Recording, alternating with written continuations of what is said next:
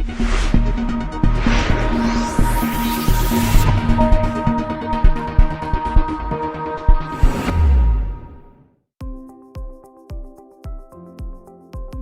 there, self-care warriors. Welcome back to Self-Care Haven.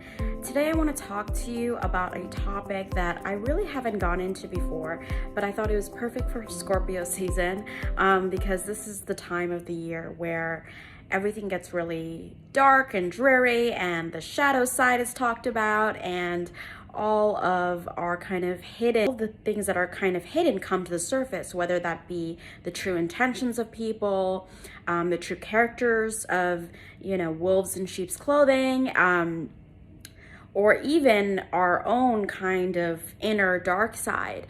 And I want to talk about this because a lot of people shy away from their dark side, when in fact their so-called dark side are often things that are completely natural, completely normal. It's just that we've been conditioned as a society to train people, especially empathic people, to hide their dark side so those empathic people can continue to serve them, so they can continue to serve predators.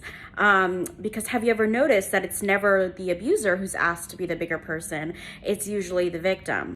So I want to focus more on the INFJ, who, even though they're the rarest Myers-Briggs personality type, they happen to be very common in survivor communities. And likewise, INFPs and other empathic personality types can probably relate to this video. But I do want to speak a little bit more about the INFJ, because the INFJ tends to have a dark side that's quite surprising to all of the people around them. And it's because the INFJ is usually so introspective, and they are usually one of those hidden personalities where they're very multi-layered and complex. So you're not going to hear every single thing that's on their mind. In fact, they tend to be more quiet, even though they are the more extroverted of the introverted types. They are social creatures, and they, even though they do need a lot of time in between social interactions to recharge, just like any other introvert, they tend to be a lot more outgoing, outspoken, and more visible, usually, especially in terms of activism, to the outside world. So when you think about the INFJ, you don't normally associate them with a dark side until you really, really get to know them, or you happen to piss them off. Because once you have pissed off an INFJ, and you've done this intentionally, and you've done this maliciously, to the point where they cannot rationalize, deny, or minimize the harm that you've inflicted upon them or someone they love, I would be even more frightened than I would be more afraid of an INFJ than a narcissist. And this is not a bad thing. It simply means that who you thought was Nancy Drew is actually the fucking Hulk.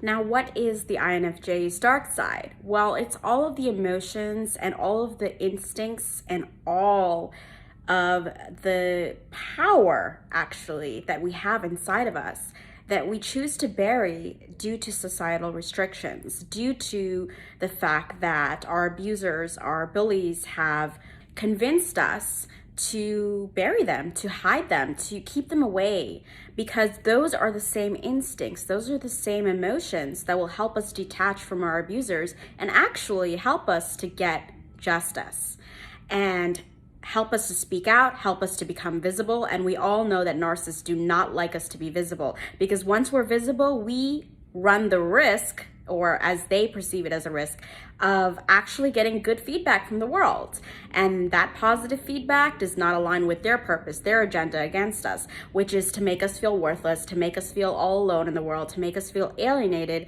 to make us feel isolated, and to make us feel as if there's something defective about us so they can continue to abuse and exploit us further. So our dark side is actually the key to getting out of an abusive relationship with a narcissist. It's also the key to our success and our victories and accomplishing our dreams, because even though we have a light side, our light side cannot do all the work for us. We need to combine both our so-called dark side and our light side together in order to fuel us, in order to actually complete our mission in the world, in order to strengthen our boundaries, to fuel our passions, and to really just have enormous personal growth. And when we think about it, the INFJ's dark side holds the key to strict boundaries, to better boundaries with others. If you are able to tap into the INFJ's sense of wanting justice for the world, wanting that kind of, and I don't want to call it vengeance because it's a very high level of vengeance. It's a top tier vengeance. It's the level of revenge that a narcissist is not capable of, because the INFJ is able to get revenge in a way that lasts a lifetime. They don't care about the petty thrills. They don't care about the short-lived thrills. What they're looking to do is to rebuild their lives in a way that lasts a lifetime. And their life tends to be the success. Their life tends to be the way that they get revenge. And I would honestly advise people to be more afraid of the INFJ than the narcissist, because the INFJ is unexpected, and their dark side comes with that kind of intelligence and patience that the narcissist does not have. And when you think about it, the INFJ constructs their revenge quite productively. They do so by making themselves better. They do so by enhancing themselves, advancing themselves, in fact. And they prove everyone who has ever judged, belittled, demeaned, insulted them wrong in a way that surpasses them, surpasses all the naysayers, surpasses all the bullies, surpasses all the narcissists in this world. So when I think about it, the INFJ's dark side is actually the key to unlocking their victory, their success, their ability to go no contact, because we know that they're very infamous for their door slam. When you're continually denying your shadow side, and I'm sure all of us who have been through a spiritual journey of sorts have been through this. We've been taught by gurus and spiritual teachers a lot about spiritual bypassing. And spiritual bypassing is the act of suppressing all of these dark desires, impulses, emotions, which are not actually dark at all when you think about it. I mean, anger helps to motivate us to get out of an abusive relationship. Anger helps us to defend ourselves. Anger is a signal that something is wrong, that a need is not being met, or that you're being violated. Anger is the inner child speaking out, saying, no, you will not do this to me again. And anger can be incredibly powerful and incredibly helpful for victims. And abusers know this, bullies know this. So that's why they pathologize your anger. They pathologize your reaction to them. If you even happen to react to abuse in any kind of way, society and your abuser will shame you for it. Why? Because it gives the victim power. It gives the victim some sort of ability to fight back. Now, I'm not saying that all reactions to abusers are powerful, because sometimes we do feel disempowered when we do react to an abuser and give them supply. However, there is something to be said about the secondary gaslighting the society puts victims through when they shame them for their emotions and they pathologize their emotions. And the dark side is actually enormously powerful when we think about it. And it's especially powerful for those of us who are very empathic, very sentimental, very emotional, because it grounds us into the cold, hard reality and the rationality of who the person is. If we don't get in touch with our dark side, we won't understand other people's dark sides. Even though their dark sides may be way more crazy than our dark sides, and they involve punishing innocent people and taking innocent lives, our dark side is still important to discerning what other people may be thinking and feeling. Because when you're such a conscientious person, you may be hesitant to understand the true nature of the character disordered. Dr. George Simon talks a lot about this in his book, how conscientious and empathic people get taken advantage of and exploited because they're not in touch with that side of human nature that is exploitative, that is manipulative. And you may be saying to yourself, well, I'm glad I'm not like that. And yes, it is a good thing that you're not like that. However, our dark side, even though it's very different from a narcissist, is still important to explore, because our dark side, our so-called dark side as labeled by society, includes all of the emotions that we were not allowed to express. It includes all the emotions that we were taught to bury, to be ashamed of. It includes everything that makes us visible, that makes us powerful as well. So we have to explore this dark side if we really do want to be able to create a life of victory after abuse. Because everything that you've been taught is dark about yourself, it actually holds the key to creating that victory after that abuse. If you even knew what was going on inside of an INFJ's mind, you would never mess with them. I can guarantee you. What they hold back is 10 times way more hard-hitting than what a narcissist has on their minds. The INFJ is capable of finding ways, but restricting themselves. They know how to destroy people. They choose not to wield that power. And that's the difference between an empathic type and a narcissistic type. A narcissistic type will find any and every excuse to destroy people, including innocent people. The INFJ is not able to, they don't want to destroy people. However, if you push them to that limit, it's like what I always say, don't poke sleeping bears, don't poke sleeping dragons, and don't poke badass women or men, because the INFJ is that badass human, and they will come for your ass if you mess with them too many times. So whether that be presenting you with legal consequences, whether that be proving every single thing that you've told them wrong about themselves, because they're gonna do it, okay? The INFJ has that infinite capacity to take in whatever kind of hatred that the world throws at them and let it rebound to the sender and get back everything that narcissists stole from them tenfold. And the reason they're able to do this is because they do have that patience. They do have that constraint. They're in it for the long haul, honey. They get that revenge. They're not above revenge. They will get it, but they will get it in the most productive way possible, right?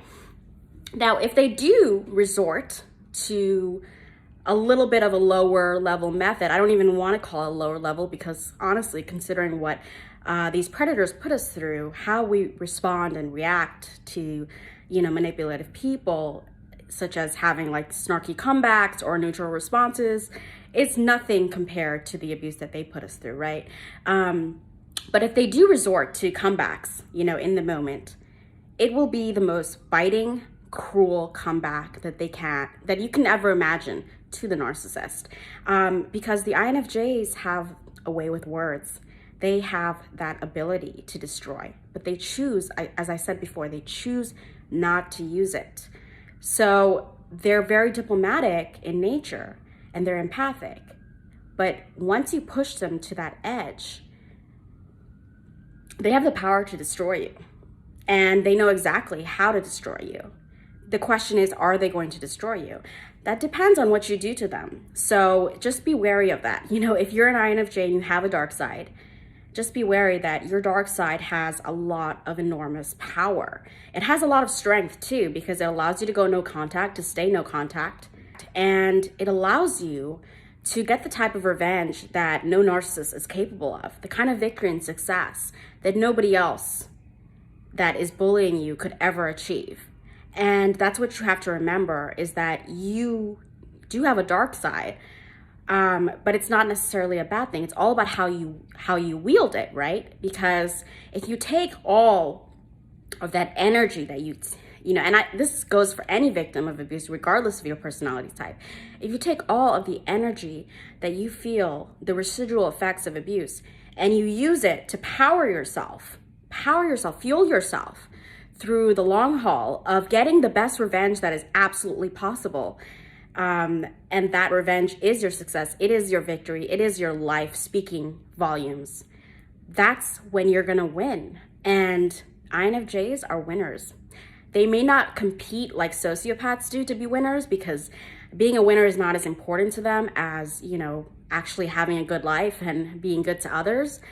But they are not Nancy Drew. They are the Hulk. And they will come for your ass, and it will be unexpected.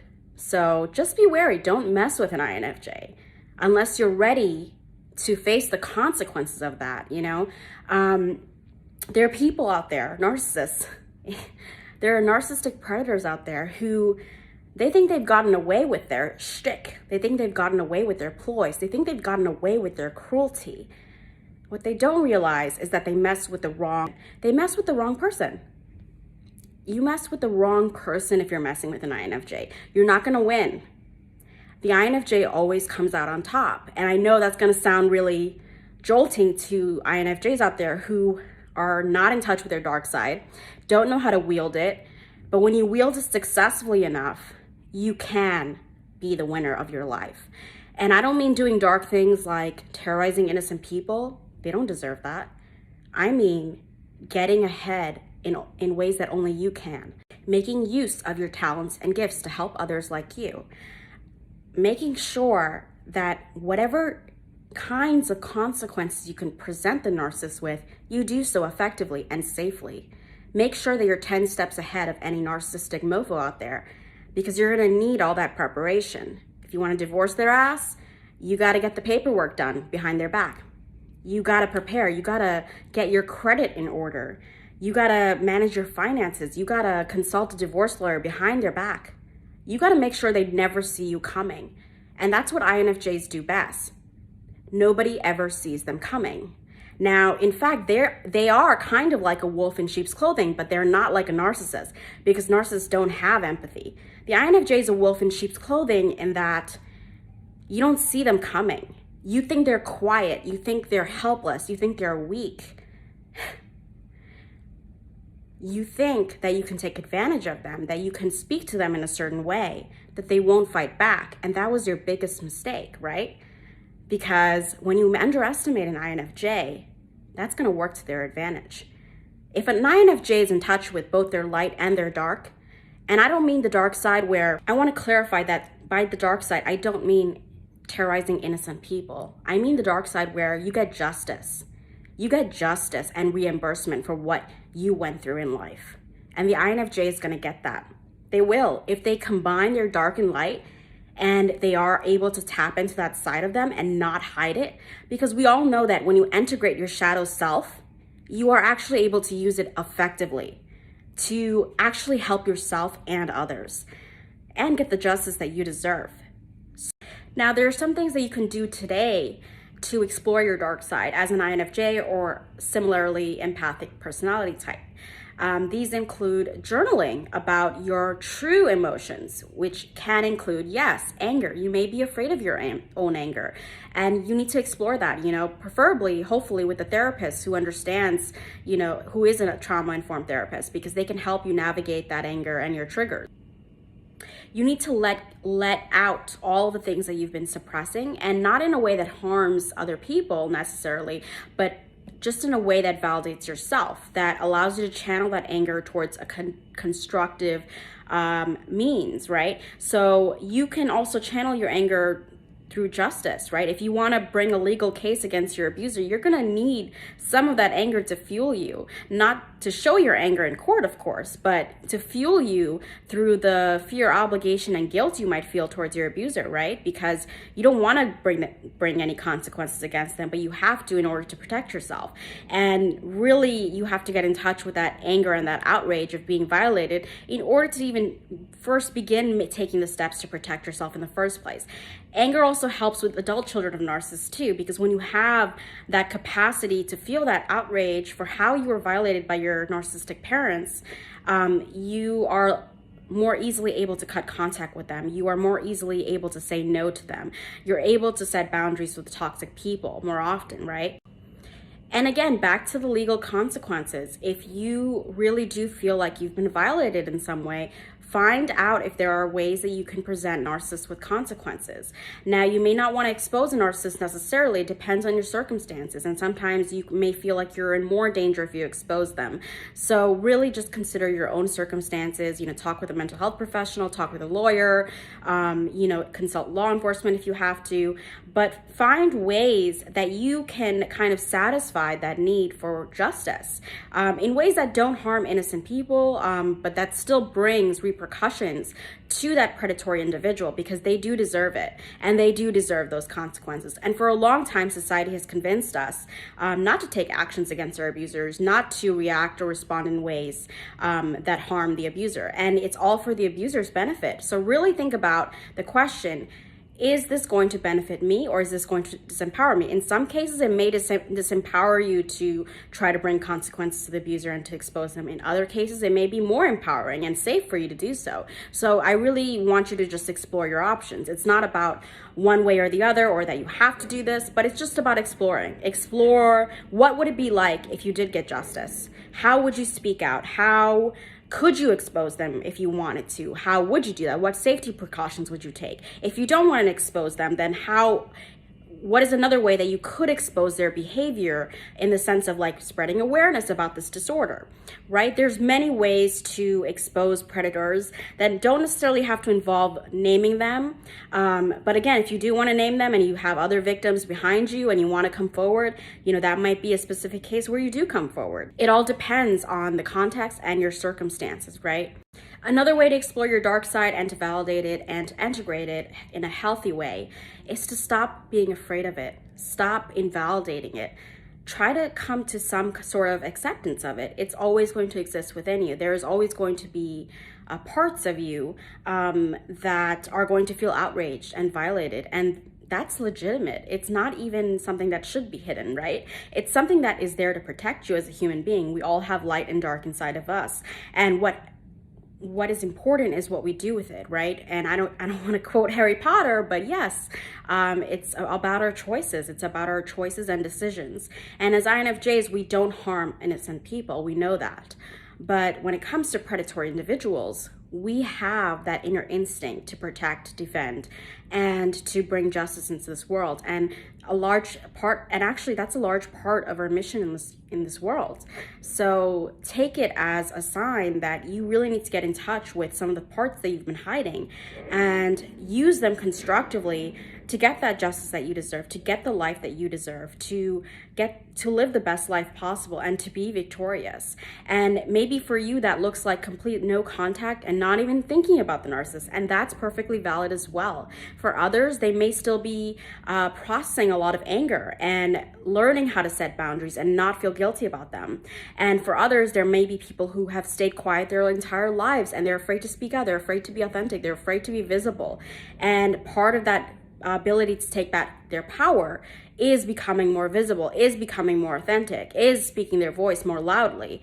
So what that dark side looks for each survivor will be different, and it will vary. But the important thing is that you honor yourself, you honor your true emotions, because that's true spirituality. And standing up to an abuser is one of the most spiritual things you can do in this universe.